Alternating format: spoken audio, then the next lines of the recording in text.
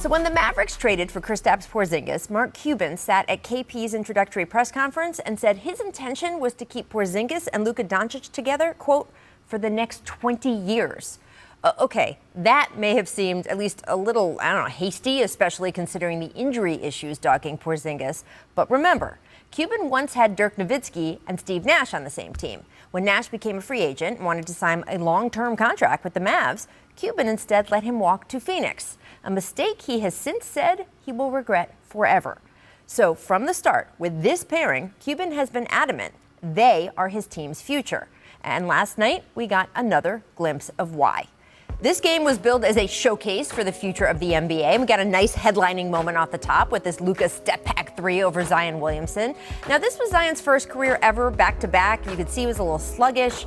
He also struggled with that defense from Maxi Kleber and, yes, Porzingis. They combined for 10 blocks.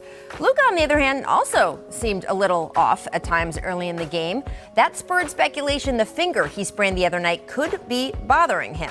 Still, by the time these two teams got to the fourth quarter, everybody seemed to bear down and level up. Brandon Ingram cooking, Seth Curry firing. Zion really got engaged, looked great there at the end. But when the game rolled into OT, it was a first frustrated and then very calm Luka who firmly took control. Take a look at this three. Oh, this is icy, just so sure of himself and confident. Yeah. And then again, Luka fighting his way over the midline, bounce pass to KP through. This is like a mouse hole size window. And a nice little tomahawk there from Porzingis. Then finally, we got this.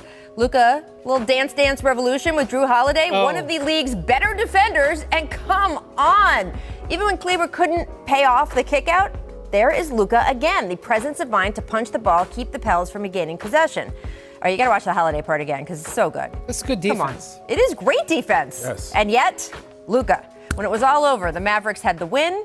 Porzingis finished with 34 points, 12 rebounds, 5 blocks. Doncic, 30 points, 17 rebounds, 10 assists. That number is insane, by the way. And by the way, he broke Jason Kidd's triple-doubles record in Dallas. He's only 21 years old. Maybe more importantly, though, Luka and KP together scored or assisted on 20 of the Mavericks' 25 points in the clutch, pushing the team to exactly the kind of win they have struggled with in the past. And really, it feels like it's just the beginning for these two. You know, since they both had injury issues this year, they've only played 38 games together, but their winning percentage in those games would actually make Dallas the 4th seed in the West if Luka and KP had gotten to play together all season. Now, of course, it didn't happen that way. But still, you have to ask, is this a partnership that's going to truly last 20 years? It's still unlikely we're getting 2 decades. But after watching the two of them last night, I can sure understand why Mark Cuban wants to try for it and all that might happen for Dallas along the way.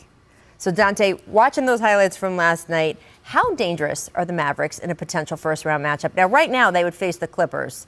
That's a lot of defense they'd be looking at, but still, they can get some things done, right? It would be a top defensive team, and it'd be the best offensive rated team in basketball right now. And I think they'll be able to make some noise and make that a competitive series because, number one, they have a go-to guy in Luka, and then they have shooting surrounding him.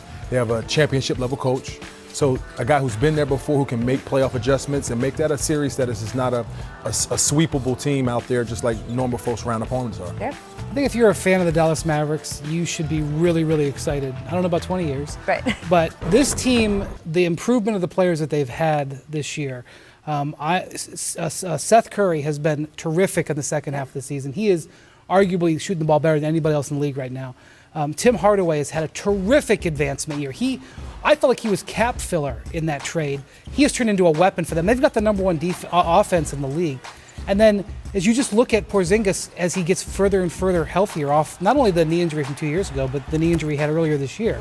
Like, we've been so focused on how Houston has been so good since the start of February. We haven't paid enough attention to how much Dallas has improved as this season has gone along. And so when we could talk about this year and how dangerous they potentially are this year, we do something at ESPN called the Future Power Rankings, where we look at teams' futures. There is almost nobody who has a brighter future than this team. And with Mark Cuban and their front office that they are going to be good at getting more pieces. They've shown that they can do that in the past. Well, Porzingis not only has played his way back after the knee injury, his upper body strength has been noticeably better and different this year, and it changes the way he plays. When he gets knocked around down in the post, he doesn't just then start floating out to the perimeter. He stays there and he does his work. I just think it's made a difference. All that time off for him, he applied that to doing something. I think health is still, one of the reasons why the Knicks traded him, he said he wasn't going to sign, but they also were somewhat concerned about his health. So I would say the biggest question Let's not mark, get into all the reasons. the biggest question mark out of all this is health. That's a whole different segment. Dante, I really like what you said, though, too, about they know who they're going to down the stretch. Because for so many teams, when they get in a playoff situation, that's something that can feel scrambled. And if they have confidence in this kid already, again, he's only 21 years old, but so clearly last night you could see he is their guy when things get tight at the end. It makes a huge difference. Yeah, they have a go-to guy who makes plays as well. He can score in bunches, but he also can make plays for other people. They've did a great job of assembling shooting around him. And coaching is going to be the part where separates them from most teams who can make great playoff adjustments in Rick Carlisle and who's great with his X's and O's. So, yeah, they're a team to be able to watch out for, to be able to make a scare in the playoffs if they have a team that is not really prepared for them and cannot match them in shooting. Yeah, for sure. Now, are we worried at all about Luka's left thumb injury? Because he did go get x-rays on it again last night. After the game, they reconfirmed that he just has a sprain. There's nothing broken. But, Brian, are you worried at all? Do you think maybe they should sit him for a week well, or they're two? already watching that ankle because he's had two ankle sprains. They give him some back-to-backs off.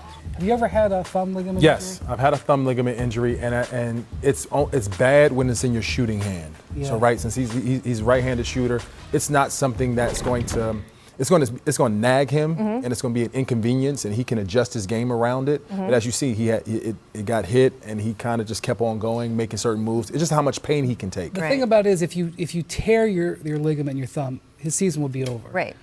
I don't know if it's in danger. I'm sure they wouldn't keep playing if it was in danger of a worse injury, but that's something you got to keep someone. He did say after the game that he needs to start wearing one of those plastic splints, but I know that players don't like doing that, so. But you might have to do that just to make sure that you guys don't. But they're in a 6 seed right now, right? So, and if they're probably staying in the 6 seed. That's a good place for them to be. Yeah, they've been going back and forth with 7th and 6th. Yeah, right. for sure. Absolutely.